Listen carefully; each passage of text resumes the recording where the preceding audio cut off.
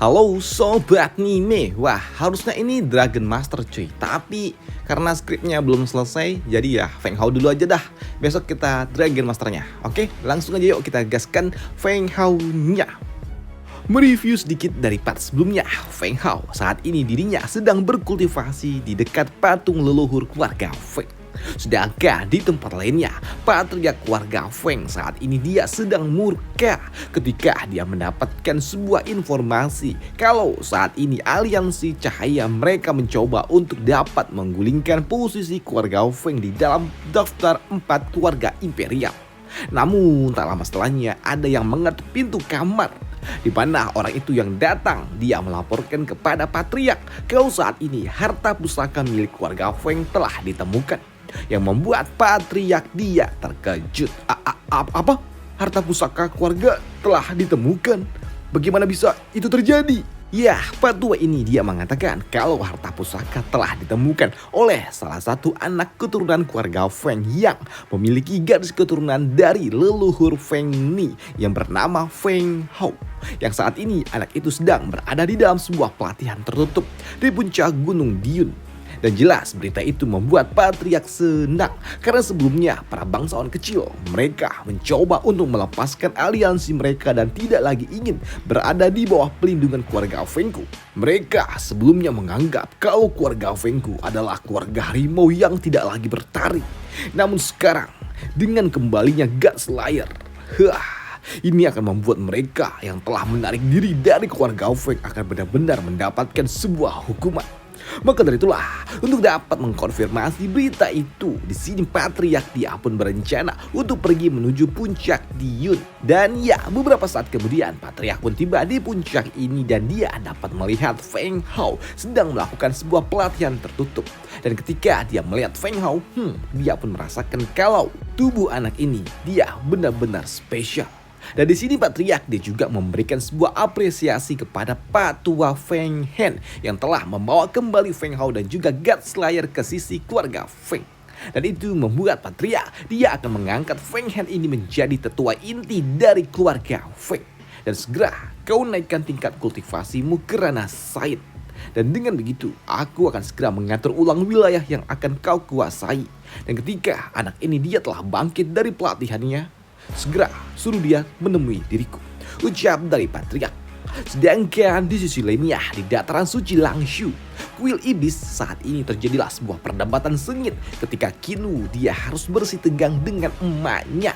Karena memang di sini emaknya Qinwu dia ingin agar Qinwu segera menemukan calon suaminya. Cepat, kau pilihlah laki-laki untuk menjadi suamimu. Dengan begitu, kuil iblis kita akan segera memiliki Holy Stone pelindung.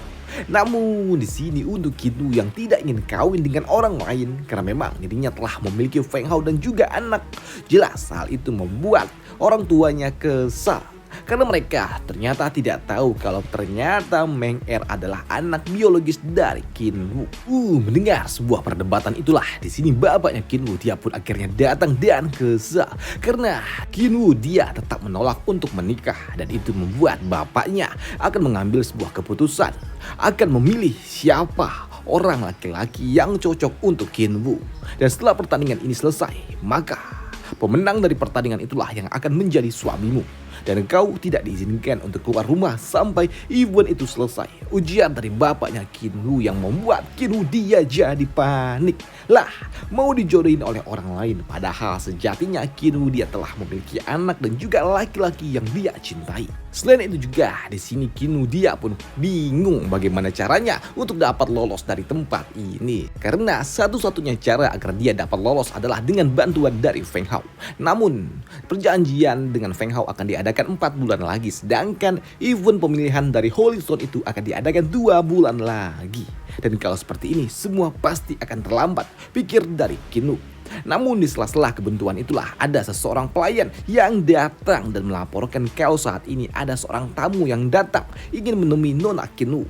Dan ya, tamu yang dimaksud itu adalah bocah Li. Hei, apa yang kau lakukan? Kenapa kau datang ke sini? Tanya dari emaknya Qinwu yang sepertinya dia kenal dengan bocah Li.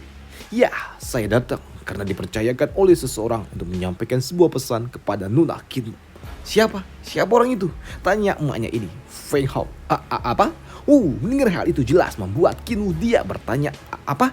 Feng Hao, di mana dia sekarang? Dia tidak ada di sini. Saya datang hanya ingin menyampaikan pesan kalau dia baik-baik saja dan dia telah mendapatkannya.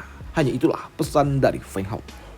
Mendengar hal itu di sini Qinwu dia langsung berujar, iya, sampaikan pesan kepada Feng Hao untuk segera datang karena dalam 2 bulan lagi akan diadakan sebuah event pemilihan Horizon dan jika dia tidak datang maka aku akan dipaksa untuk dapat menikah dengan pemenang event itu. Baik, sambut dari senior Li yang langsung menghilang setelah dia mendapatkan pesan genting dari Qinwu. Jelas mendengar hal itu membuat pertanyaan bagi emaknya tentang siapa Feng Hao yang telah dibicarakan oleh putrinya ini. Dimana Qinwu akhirnya dia pun jujur kalau Feng Hao adalah ayah dari Meng Er. Ucap dari Qinwu. Sedangkan di sisi lainnya saat ini di puncak Gunung Diyun, saat ini Feng Hao dirinya masih saja melakukan kultivasi dan ini adalah hari ke-49 Feng Hao melakukan kultivasi tertutup dan seharusnya besok anak ini dia akan bangkit. Namun karena Feng Hao dia melakukan penyerapan energi yang ada di tempat ini dengan sangat cepat, maka dari itulah Feng Hao dia pun membutuhkan waktu 1 hari lebih cepat daripada orang biasa. Dan melihat Feng Hao yang kini telah tersadar membuat para tetua mereka pun tahu kalau sepertinya kekuatan dari garis keturunan kaisar juga telah semakin menguat. Karena Feng Hao dia dapat bangkit lebih cepat daripada waktu yang biasanya dihabiskan oleh para tetua. Namun sebelum mereka kembali ke ibu kota, di sini tetua 3 dia pun memberikan sebuah informasi kepada Feng Hao kalau ada sebuah pesan dari kuil iblis kalau mereka akan mengadakan sebuah event kompetisi di mana gadis yang bernama Qinwu akan segera dipaksa untuk menikah dengan pemenang event tersebut. Mendengar hal itu jelas membuat Feng Hao dia harus segera pergi menjemput istrinya, istri pertamanya dengan cara menggunakan susunan teleportasi milik tetua 3. Karena ternyata tetua 3 dia akan mendampingi Feng Hao menjemput Qinwu. Dan di sini karena Feng Hao dia tidak bisa melewati susunan formasi distorsi ruang, membuat Feng Hao dia harus menggunakan bantuan dari Void Dragon. Karena memang saat ini ternyata Void Dragon dia telah tumbuh dewasa berkat dirinya menyerap energi yang ada di puncak Gunung Diyun ini. Maka dari itulah kini Feng Hao dia pun tanpa berlama-lama langsung meluncur menaiki Void Dragon menuju tempat di mana Qinwu dan Meng Er berada. Dan di tempat lainnya, saat ini event pertandingan pemilihan dari Horizon sedang terjadi diadakan di kota Langshu. Dan di tempat inilah seorang pelayan dia mengatakan kalau kandidat pemenang pertama di dalam event ini adalah orang yang bernama Mo Wu yang merupakan murid dari tetua kedua. Namun di sini Qinwu dia pun tetap tidak mau siapapun orang itu selain Feng Hao yang akan menjadi lelakinya, dia tetap tidak mau. Namun tak lama setelahnya Meng Er dia pun datang dan dia berujar, ibu, apakah Paman Shu dia akan datang? Ya, dia pasti akan datang, ujar dari Qinwu sembari memeluk putrinya. Sedangkan di arena sendiri, bocah Mo Wu dia berhasil menjadi pemenang utama di dalam event pemilihan Horizon ini. Dan dia adalah calon suami dari Qinwu yang telah disetujui oleh bapaknya Qinwu. Dan karena bocah ini telah memenangkan event ini, maka dari itulah dia pun berhak untuk menikah dengan Holy Maiden yang ada di kota ini, yaitu Qinwu. Namun untuk Qinwu dia pun tidak mau cuma nunggu doang dari dalam bilik kamarnya yang membuat dirinya melompat keluar dan menentang pernikahan ini. Tidak, aku tidak setuju dengan pernikahan ini, ucap dari Qinwu yang menolak di hadapan mereka semua. Qinwu, apa yang kau lakukan? Cepat kembali. Ini bukanlah hakmu untuk menolak acara ini, ujar dari bapaknya yang kesal dengan putrinya yang menolak untuk dijodohkan. Namun di sini Qinwu dia pun beralasan menolak ini semua karena dia telah menjadi seorang istri dari seorang pria lainnya. Mendengar hal itu jelas mengejutkan emaknya Qinwu lah. Kapan putrinya menikah dengan pria lain? Di mana Qinwu dia juga mengatakan sebuah fakta lainnya lagi kalau Meng Er adalah putri biologisnya, bukan anak angkatnya seperti rumor yang beredar sebelumnya, yang membuat para penduduk kota mereka pun menjadi heran lah. Bagaimana bisa gadis suci udah nggak perawan? Piye ini? Begitu juga dengan Mo Wu ini, dia pun bingung lah, masa aing udah menang turnamen lah malah dapat gadis suci yang udah nggak perawan. Waduh. Namun mendengar kata-kata dari Kinu, di sini bapaknya dia pun tidak percaya dan yakin kalau itu semua hanyalah sebuah omongan kosong doang. Hanya bualan kata-kata saja agar Kinu tidak dijodohkan sampai tiba-tiba saja sosok Void Dragon muncul di tengah-tengah arena pertandingan. Dan jelas kedatangan Void Dragon membuat orang-orang yang ada di tempat ini mereka menjadi heboh. Apa? Apakah itu adalah naga beneran? Itu Void Dragon. Dan ya, yang ada di atas Void Dragon itu jelas adalah Feng Hao yang datang bersama dengan seorang tetua. Dan juga, kok ada senior Li nih? Kapan dia datang ya? Waduh.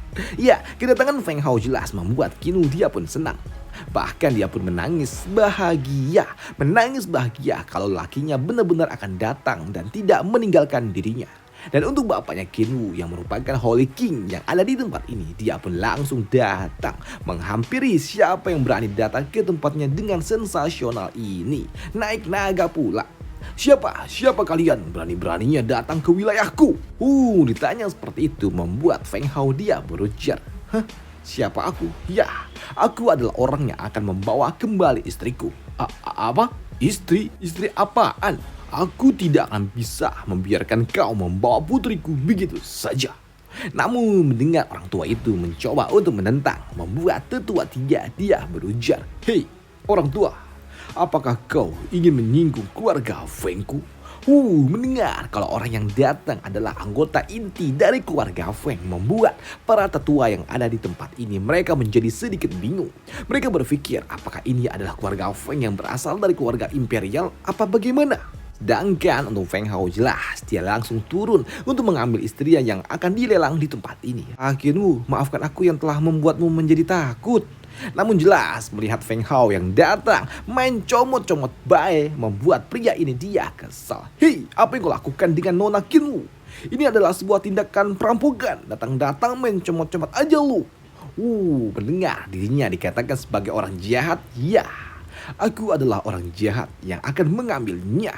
Melihat Feng Hao yang ingin membawa kabur pengantinnya membuat bocah ini dia tidak terima dan mencoba untuk menyerang Feng Hao. Namun serangan yang seperti itu tidak ada artinya bagi Feng Hao. Doi dapat menghancurkan dengan sangat mudah. Namun serangan racun bukanlah serangan yang cukup sederhana yang akan hancur begitu aja. Karena ketika serangan ki telah hancur, maka dari itulah ki tersebut berubah menjadi racun yang menyelimuti Feng. Tapi bagi Feng Hao, hal itu hanyalah hal-hal kecil.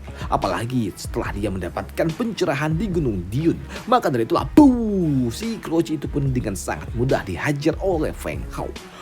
Melihat Feng Hao yang kebal dari asap racun membuat bapaknya Kinu dia berujar. Hei, anak itu, dia dapat menahan serangan racun Mo. Apakah dia adalah seorang alkemis tingkat surgawi? Sedangkan untuk Feng Hao, dia pun menantang siapapun yang berani menghentikannya. Semuanya majulah jika kalian berani. Akan aku hajar untuk membuktikan kalau aku memiliki kualifikasi untuk menikahi Kinu. Namun karena tidak ada seorang pun yang berani naik ke atas arena, membuat Feng Hao dia berujar. Sudah, ayo Kinu, ayo kita pergi. Ucap dari Feng Hao yang main bungkus-bungkus aja. Namun jelas hal itu dihentikan oleh emaknya Kinu. Hei, jadi namamu Feng Hao? Ya, itu aku. Dan kau siapa? Hei, memanggilku dengan kata kau. Hei, kau bapakmu kau, kau pikir aku ini siapa? Ujian dari emaknya Kinu yang membuat tetua tiga dia tidak habis pikir. Lah, bocah ini ternyata dia tidak tahu siapa ibu mertuanya. Waduh. Maka dari itulah ketika emaknya Kinu mengambil Kinu dari tangan Feng Hao, di sini Feng Hao dia tidak bisa bertindak apapun lah, karena ternyata lah ini memang adalah kesalahan Feng Hao yang nggak tahu siapa mertuanya. Waduh. Dan selama Kinu dia berbicara dengan emaknya, di sini Feng Hao dia pun pergi ke taman bunga untuk dapat bermain dengan putrinya Meng Er. Apakah mulai hari ini Meng Er bisa memanggil paman sebagai ayah? Ya, tentu saja Xiao Meng Er. Dan ternyata ya, nama panjang anaknya adalah Xiao Meng Er. Sedangkan di aula pertemuan keluarga saat ini, para tetua mereka semua bingung dengan apa yang harus mereka lakukan. Karena mereka tidak mungkin dapat menyinggung keluarga inti Feng yang merupakan salah satu keluarga besar bangsawan imperial. Maka dari itulah perdebatan mulai terjadi tentang apa yang harus mereka lakukan. Namun pada akhirnya mereka pun setuju untuk menikahi Qinwu dan juga Feng Hao yang merupakan tuan muda keluarga Feng sekaligus. Hal itu sangat bagus untuk kuil Shadow kita. Karena di sini para tetua menganggap kalau ini dapat membantu kuil Shadow mendapatkan kredit yang mereka inginkan dari keluarga Feng yang memang dikenal sebagai salah satu keluarga bangsawan agung. Dan karena para tetua telah setuju untuk menikahkan Qinwu dan juga Feng Hao, membuat emaknya pada akhirnya menyetujui pernikahan itu dengan syarat mengadakan sebuah pesta pernikahan. Maka dari itulah keesokan harinya terjadilah sebuah pesta pernikahan yang cukup meriah. Pesta yang cukup berlangsung dengan hikmat, di mana pada malam harinya setelah acara resepsi usai ketika Feng Hao dia ingin unboxing Qinwu untuk yang kesekian kalinya. Di sini Qinwu dia pun merasakan ada yang janggal karena saat ini kasur miliknya gerasa gerusuk, dan ketika coba dicari tahu sumber gerasa gerusuk itu ternyata adalah La Meng Er yang melompat keluar yang membuat Qinwu dia kesal. Mau unboxing malah diganggu anaknya. Waduh. Sedangkan di sisi lainnya di pertemuan para orang-orang tua, di sini tetua 3 dia sedang berbicara dengan bapaknya Qinwu, di mana dia berujar keluarga Fengku adalah salah satu keluarga bangsawan di ibu kota imperial. Tapi mereka mengatakan kalau keluarga Feng adalah harimau yang tidak lagi bertaring. Lantas bagaimana menurutmu?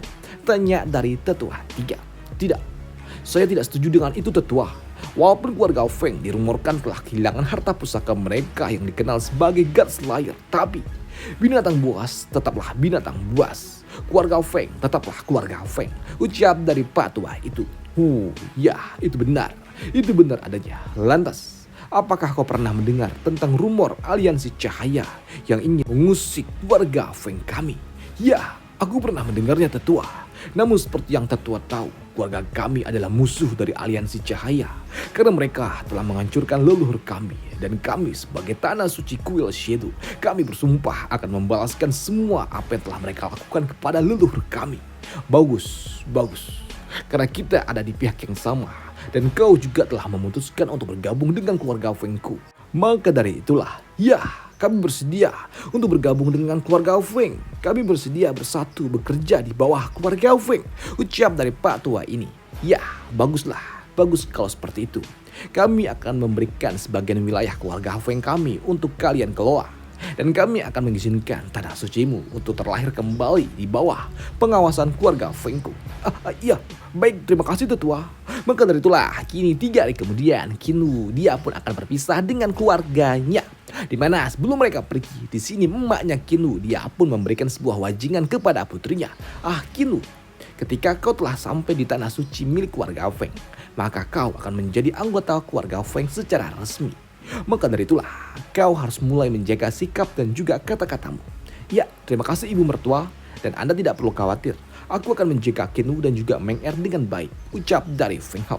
Dan karena sudah tidak ada lagi yang perlu dilakukan di tempat ini, maka dari itulah Feng Hao dia pun akan kembali ke ibu kota bersama dengan istri dan juga anaknya. Dan karena ini adalah ending yang cukup bagus, maka dari itulah kita selesaikan video kita kali ini di sini. Wah, jarang-jarang nih gua endingkan video yang endingnya nggak gantung. Waduh, biasanya gue bikin selalu gantung cuy. Sengaja, waduh. Dan ya, sampai jumpa di part selanjutnya. Bye, thank you ya.